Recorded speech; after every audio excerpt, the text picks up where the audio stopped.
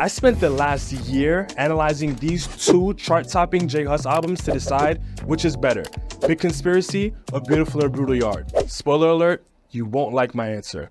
Let's break it down. Crossover Media. Despite both of these albums entering the charts at #1, performance over time tells a very clear story as to exactly how differently people felt about them. While Big Conspiracy is widely regarded as J Hus's best album, Beautiful and Brutal Yard is arguably considered his worst by his fans. Some even feel like it was a bit of a disappointment after having to wait 3 years in between the releases, and I think I know why.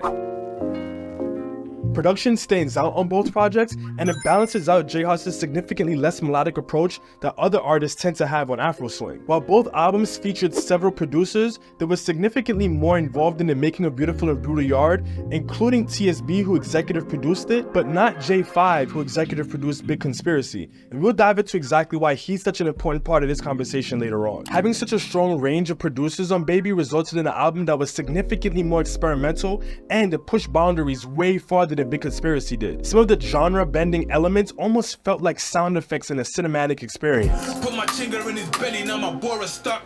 That's disgusting. What you discussing? Hanging on the other side, there's repercussions. With Big Conspiracy, on the other hand, you get a very consistent vibe and overall tone with very little risk taken. Big Conspiracy also had more solo-produced songs by TSB and J5, whose sound was noticeably absent from Beautiful and Brutal Yard. People feel very strongly about the duo of J Hus and J5, including NSG member OGD, who just so happens to be J5's younger brother. And all of this backlash resulted in even TSB himself having to say something. Nonetheless, Hus and TSB still proved that they can make an album that can not only satisfy fans, but even J5 himself. And while I do agree with him that Nice Body was a very well produced track, it didn't end up being in my top 5 on this album. And if they're asking for smoke, then give them a flame. The game that I'm playing, you don't know how to play. When I got my first match, I had to learn how to spray. It's a feeling that I can't describe. I know how it feels, but I can't really say it. Girl link me after she get a manicure, pedicure. Hit the road and cause a massacre. Real hit man, not an amateur.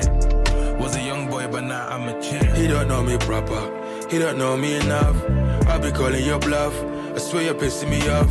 If I start rinsing it off, all them man get washed. It wasn't my brethren that banned them, they said they must have been. Man stand tall, man masculine. Anywhere you go, you wanna blast the thing. Blast that bastard picking. Hanging on the other side, there's repercussions. Left his face red up, now you think it's crushing. Left his face red up, now you think it's blushing. Beautiful and Brutal Yard significantly outclasses Big Conspiracy when it comes to cohesion, and this is due to the fact that it had a way more clear attempt and execution of a theme that I think is one of the two things that were the most underappreciated about this album when it first dropped. The whole album is seamlessly tied together from top to bottom, starting with the actual title Beautiful and Brutal Yard, which we can see represented in both the visuals and the cover art, and what we get in the music videos for the singles that were released. I tell them straight, I'm an African. This is also represented by the wide range of features and the wide range of content matter that we hear in the songs throughout the project. There's a very clear juxtaposition in the playful and jovial versus the dark and gritty that we hear in the production, which represents both the beautiful and the brutal. Big Conspiracy, on the other hand, doesn't have as clear of a theme with the vast contrast in content that we get from song to song. We went from getting how you gonna run the world, you can't even run your life. To you say our Usna needs a bandage. And I still don't even understand why it's called Big Conspiracy or what the Big Conspiracy even is. It's the Big Conspiracy. Nah, it's not true. If I had to interpret it, I think there's an argument to be made that there's a blurring of the lines between both political and criminal conspiracies. But even that doesn't really begin to explain See how J Hus make your pum pum so come shake your bunda on the dancing floor. And what that has to do with the album. But I guess it can be said that there's consistency in those inconsistencies. There's also an argument to be made that Big Conspiracy teases this identity crisis that J Hus explores throughout Beautiful and Brutal Yard. Either way, it's obvious that Big Conspiracy had a way more introspective undertone with some political and social commentary that resonated way more with Hus's audience. Hold on to that thought though. How do you sleep at night when you don't even fight for your right? With songs like Play and Cucumber aside, Big Conspiracy does take itself way more seriously. The cringy lyrics start Beautiful and Brutal Yard while really entertaining at first for their shock value. I explode and wash my penis in the sink. Everybody knows that I love Usna. can make some songs very skippable. At least some of those similar moments of Big Conspiracy were more tasteful and were executed with more artistry. Even J5 himself wanted more substance from Huss. But if we're not getting in on certain topics, I'm not touching this project. And that's why I'm not involved in the project. And that mindset is the reason why people were looking forward to him being involved after executive producing Big Conspiracy. That album demonstrated way more willingness to be self-aware while covering topics in a way that was thoughtful and somewhat profound without being inauthentically preachy. I'm just a roadman, so why am I preaching? God made you sexy, so why are you bleaching? It's the perfect balance of embracing a sense of righteousness without feeling too guilty for honestly enjoying a little bit of debauchery and ignorance. Songs like Comeback and Playing Chess were probably two of the closest things from the introspection that we got on Big Conspiracy that people were expecting on Beautiful and Brutal Yard. And while some think that this album took no risks, I wholeheartedly disagree. Deviating so much from Big Conspiracy to end up being that polarizing was the risk. Beautiful and Brutal Yard is so polarizing because it highlights exactly who's a fan of Huss the person versus the brand or the character that they were expecting and were used to. They just wanted the idea of him formed in their head during the peak Afroswing era, which is why complete strangers on the internet feel comfortable commenting on who the old Huss is, as if several aspects of his identity haven't always existed at the same time. I don't think it's anyone's responsibility to live up to other people's expectations, and that goes for you too. The same way that you're probably not the same person that you were 3 years ago, J Huss probably isn't either. And if you were actually a fan of the person that an artist is, and not the idea of them that you have in your head, you would allow them to express all of their dimensions and their imperfections. But I do still have to be fair to them because I can understand the point of view. It is a bit of a regression to go from something like Helicopter and then give us Fresh Water. Baby, gotta lie when you suck my penis, when you don't swallow your And this speaks to a larger point that influences my final verdict on which album is better. Big Conspiracy is an honest and vulnerable depiction of the internal struggle of someone trying to make sense of their willingness to participate in self-destructive behavior despite the wisdom and knowledge that they have, and ultimately wanting everyone to embrace righteousness. This album had a way more positive impact on Huss's legacy, and it's probably going to be considered more of a classic down the line. And that's also important to remember when I give my final answer. The second most underappreciated thing about this album is the references and callbacks to Common Sense, which is another highly regarded album by J Huss that his diehard fans either didn't recognize or just refused to give enough credit. Susie be telling me you looking for Curtis and them boy now. You know, just the other day I was with Curtis and them boys there, you know. And now they be hiding, they don't want to see you again. Ah, yeah, takara. See you be hiding, they're looking for you, they want to do you, you know. It's crazy how a murderer used to be a toddler.